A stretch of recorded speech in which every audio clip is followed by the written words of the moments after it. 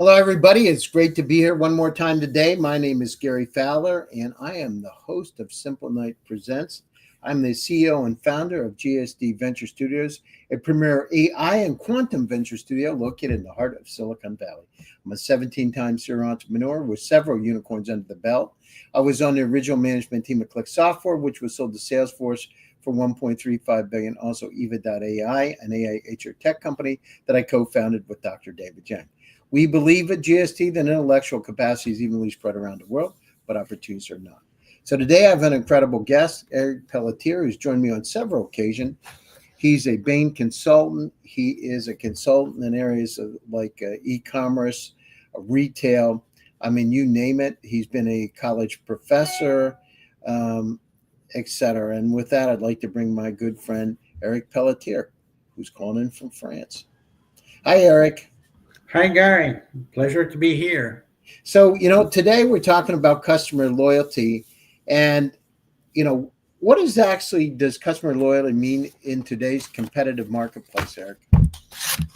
Okay, so customer loyalty, basically, it's an ongoing relationship between a company and customers. And this relationship is, I think it's important to realize that very often there is an emotional component attached to it. And I'll come back to that probably in our conversation. Customer loyalty, it stems from three notions. The first one is customer retention. In the 90s, Fred Reichhold, a Bain consultant, proved that customer retention is essential. Actually, it costs you 5 to 10 times less to cultivate a client than to acquire a new client. The second thing is, that's an interesting number, is that when a consumer declares themselves loyal to a brand, it's been observed that they spend about 57% more on the brand. And the third point is word of mouth. I mean, word of mouth is probably the oldest marketing technique in the world. It's also the most effective. 92% of consumers will favor word of mouth as opposed to any other type of advertising. And contrasting that, when someone is not happy about a service or a product, they will tell it to 10 people as opposed to telling they're satisfied to one person. So all these things establish the fact that customer loyalty is essential for companies. So, let's go back through. I want to dive into this thing. We talk about customer loyalty, but using these multimodal, multi-agent large language model, you can use these tools to be able to understand emotions, urgency, human needs through tone, language, and visual signals. And when we take that voice analysis, for instance, we can understand stress or urgency and user inquiries, stranded travel, who's upset, who's missed a plane, facial expressions with consent, which helps the system adapt responsive for calmness or clarity. How important, though, do you think this is going to be to put these into actually all AI, right? In terms of, language cues, I'm feeling lost, I need help, to be able to trigger simplified, empathetic results. What do you think? How important of a component that's going to be for the future, Eric? I think it's going to be essential. If you think about customer loyalty, there are essentially three types. The first one is transactional. This is typically what you get with frequent flyer miles. I mean, the more you fly Delta, the more miles you get on Delta. There is behavioral loyalty. If for some reason, usually convenience, people tend to go to the same place. Typically, that applies a lot to shopping. In good example, in Britain, there is a chain, Waitrose, middle class audience, and people absolutely love it. I mean, they rave about it, but that's typically behavioral. The third one is emotional loyalty, and that ties exactly to what you mentioned. It's when people develop trust, develop identity, value, a personal connection. For instance, my first car was a Volvo, and I've always, have this thing in my heart about Volvos. I don't always buy a Volvo, but it's there. So it shows that if and that's very important because it's actually the strongest loyalty is the emotional one. So if you, as you mentioned, you're able to implement systems that play on the emotional side, and it's based on trust, identity, values, perception of what truly matters for customers, then you're way ahead of the competition. We look at, we don't talk about compassion much in terms of these models, but having compassion algorithms for fairness and access, where we actually can detect and mitigate things like bias, you know, um, going forward, how important do you think that's going to be able to have these tools that can give us these personalized opportunities? For instance, things like indigenous tourism, right? Female-led eco stays. How important do you think it's going to be to use these tools to reduce bias, and then flag when like user behavior, if somebody's in financial distress or travel vulnerability, to be able to be compassionate and understand it and offer solutions, right? That's the other thing. If you had solutions, and then you tokenize it, imagine, what do you think about that? This whole thing, do you think compassion algorithms for fairness and access are going to be important going forward? Yeah, there is a compassion is essential, and it's not being discussed enough. I saw recently they're playing with, I think, one of the chat GPT models because it's too empathetic or not enough, or and they're beginning to realize there is a culture, there are values attached to the various LLMs. So if you think about compassion, there's an example I love to use, which is, you should, as Churchill said, never let a good crisis go to waste. Um, if you're a company, you make mistakes. Actually, those mistakes are a way to increase your emotional engagement. Typical, textbook example is Tylenol with cyanide, poisoning in 82, 7 people dead. Johnson and Johnson were super reactive. They pulled out, I think, 31 million bottles, $100 million, which in 82 is a lot of money. And then what happened is that people felt actually compassionate about Johnson on Tylenol, and brand loyalty literally exploded at the time. So this is a very important notion. I believe that most people are compassionate. This is part of the human attitude. It's our mammalian DNA. We're gregarian. Um, the If you are able to inject compassion in the systems when user interact with the system, it changes the whole ball game, because this is how you cultivate that emotion, that empathy that drives loyalty. And as we said before, loyalty is a very important, economically. This is if you think about what are the drivers, take the example of a startup company, what drives the value. VCs will, first question they will ask is CAC, uh, client or customer acquisition cost. And then good VCs, the second question will be, what's the customer lifetime value? Obviously, these things are driven by loyalty.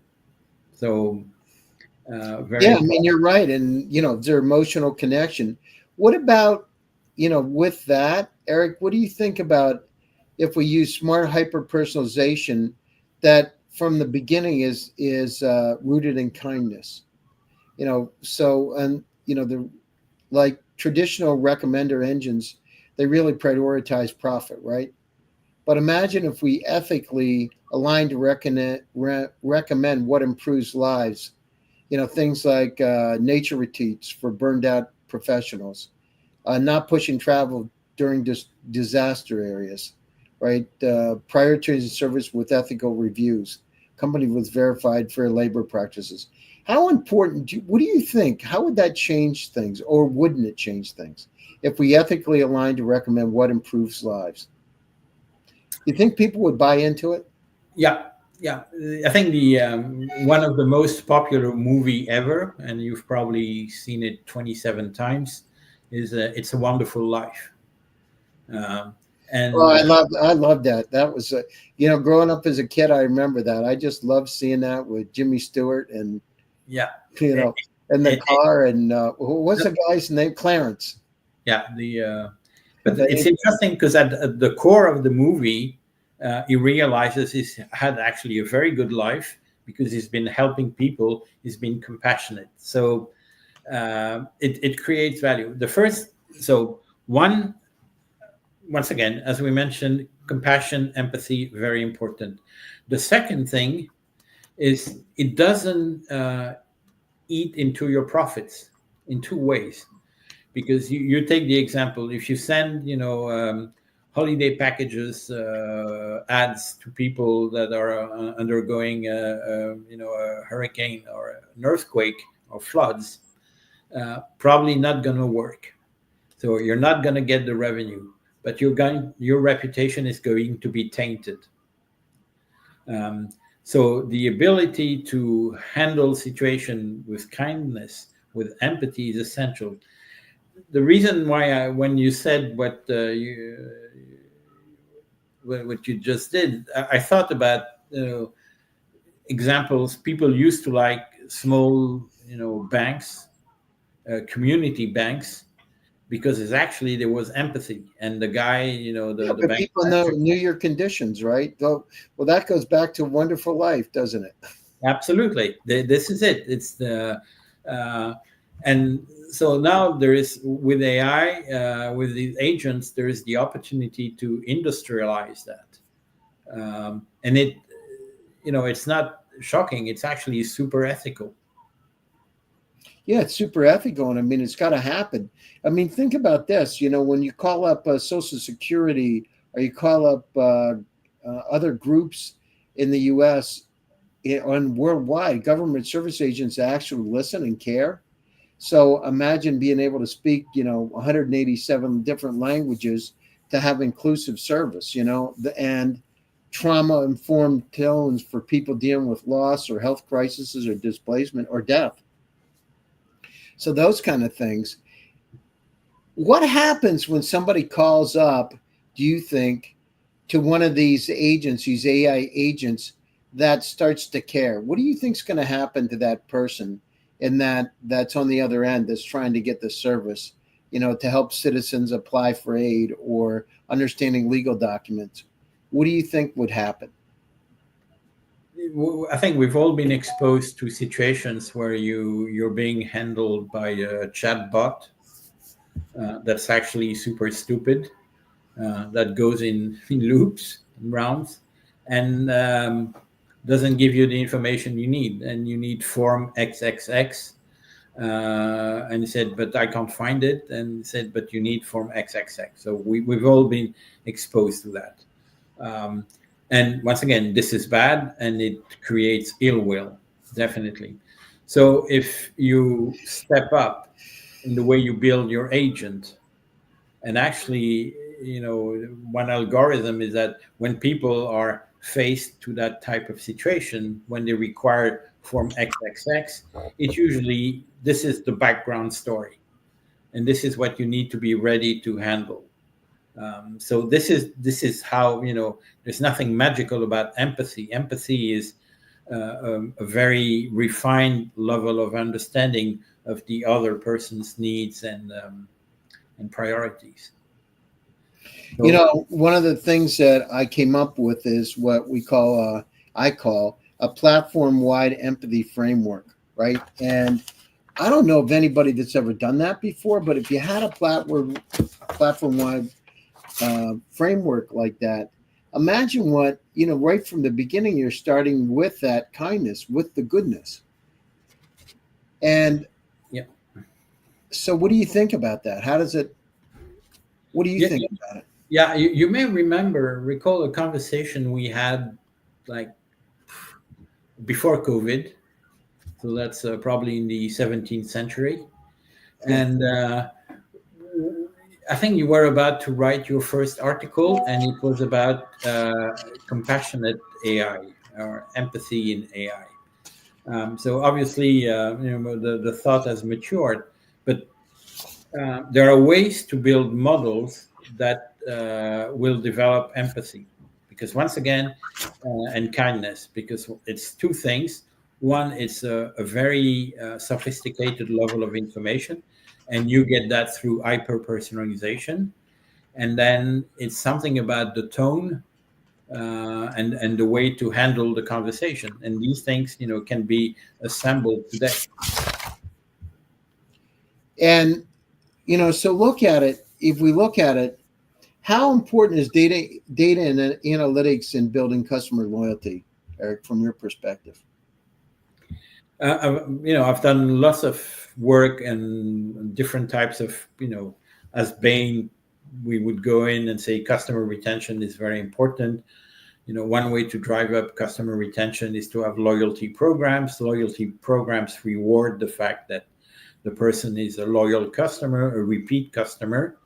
And what I've seen is very, very often people don't have the metrics. They don't have the KPIs. So if you understand the KPIs you need, then you can start building your system on that basis and the type of interaction you want to have. So you focus on the quality of the experience, the user experience, but also the type of numbers you want to generate through the system. And AI obviously is superbly equipped to generate those numbers. How do you think small businesses can compete, right? How can small businesses effectively compete with larger brands in creating customer loyalty? Well, first of all, lots of small businesses do it one way or the other. You go to the next door coffee shop, and they And say, they know your "Oh, name, Eric. yeah, How are you? Gary, welcome back. Or Let that, me." or that little restaurant we went to over in Paris. Yeah, exactly. They knew me, and and actually, I think we got the coffee for free, and so. Yeah, Uh, and that was when you told me that those waiters take their jobs very seriously. It's a profession in France. yeah, and so it's exact. Yeah, it's a job in itself. It's a real job. It's not an actress in in what I mean. Yeah, And but the no, so small businesses have got that understanding, and actually probably have it a lot more than the bigger companies, because they tend to be a lot more connected to their customers. But for them, it's a unique opportunity, because AI levels the field. And in this case, if you are the first people to step into empathy, kindness driven AI, you're in a very different position. how can loyalty programs really fit into to everyday business life? And if you would rank order them with empathy and compassion, how would you rank order them? How important are they to the business? The cheapest customer you can acquire is an existing customer, you know 5 to 10 times less expensive than a new customer. So you really, really, really have to cultivate your customers, and that's the notion that now most people know about. Delight in the customer experience. Now, if you think more about delight, this is there is an it's an emotional word. You're not saying have a great or a superb customer experience. And say delight is very specific. It's emotional. So to me, yeah, and let's take the example of startups. The priority for a startup is to get clients, to sign clients, and then when you have a few clients, it's to cultivate them and grow off that basis. I mean the book we call the book I mean about Uber and all these examples. The whatever cold start problem. Okay. If you think about the message about cold start problem, it's really about cultivating your customer base. So to me, when you're a startup, it's number one. When you're a big company, it still is number one, because at the end of the day, you may have people, you may have plans, you may have IP, patents, financing, everything. If you don't have customers, you have nothing. Yeah, and that's it. What are some common mistakes companies make in trying to foster loyalty, in your opinion, and how can they avoid them? Well, first there is a perception. Okay, there is a few things. In some cases, there is a perception that loyalty programs are, in essence, kickback schemes. If you think about frequent flyer programs, and this is why there is issues with the IRS, tax authorities throughout the world. It's a bit of a kickback scheme, because your company pays for your ticket, but you're getting the free miles. So that's ethically very uncomfortable. Um, the other elements is to make it too transactional, in the sense that give me your data and I'll give you some advantage of that. Because once again, it's not about compassion, and it's not about empathy. And so whenever the quid pro quo, I think, is too obvious, that minimizes the impact of your program. Yeah, maybe just, yeah, just, and Yeah, I mean, personalization, undervaluing customer feedback, yeah, inconsistent service quality, overly transactional loyalty programs, like you said, right? It's because people see through it. So, I mean, it's just a kickback in some ways to get you to buy more. But when people know empathetically that that they're listening to their customers, that they care about quality, they're hyper personalized in their interaction, everything changes, right? And then when you reward loyalty beyond just discounts, I remember, U.S. Airways many years ago. I was the top flyer worldwide at that point, and I remember they had started inviting me to games, but it was more than that. There were top executives there from U.S. Airways, and I would meet with them, and I actually felt, they really cared. I did beyond just buying tickets and things. It felt like they really cared, and it changed things for me. yeah. And I think you're saying something very important. You said reward, right? Mm-hmm. And all these programs are, or most of these programs are about rewards. But this is one thing I believe that needs to change, because a reward is transactional. No, you tell your kids, be nice, and we'll go to McDonald's tomorrow afternoon. Okay, and it's a transaction. If you're able to actually make it as a smooth way to engage with customers, it's very different. People are they're very aware of that. They don't want to be, and it's not Pavlovian. Do this, you get this. If you actually create a whole environment, empathetic environment, it drives much stronger loyalty. Because remember the way I listed the three types of loyalties. Uh, the most important one is emotional, because that's the strongest one. This is the one that truly has an impact on the business. An example of that, in retail, there is always the big question is, do we do promotions, or do we do everyday low price? And when you talk to customers, they much prefer everyday low price, because they don't want to be in a reward loop. So, looking forward, Eric, how do you see the concept of customer loyalty evolving? I think what we're going to see is a really increased focus on the quality of the user, the customer experience, and this is going to be driving the whole system. Um, so all the programs have to be redefined along these lines, and I think your idea of empathy and compassion really makes the difference, because you off the reward route, you're creating something new. But yes, from a profit standpoint, it's because retention is important, word of mouth is important, etc., etc. Um, and to be able to drive that, you need to have good feedback loops.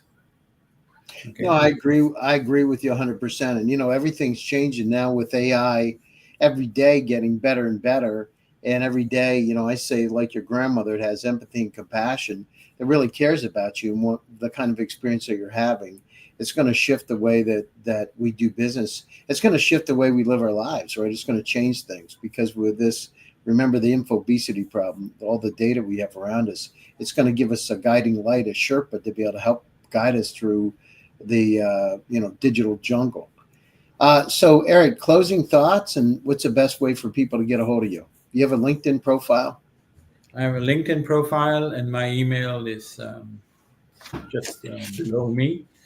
I think to me, closing thoughts is we're only at the beginning of true customer engagement. Because with hyper personalization, and if you add the cultural dimensions, value dimensions of empathy and compassion, the world changes.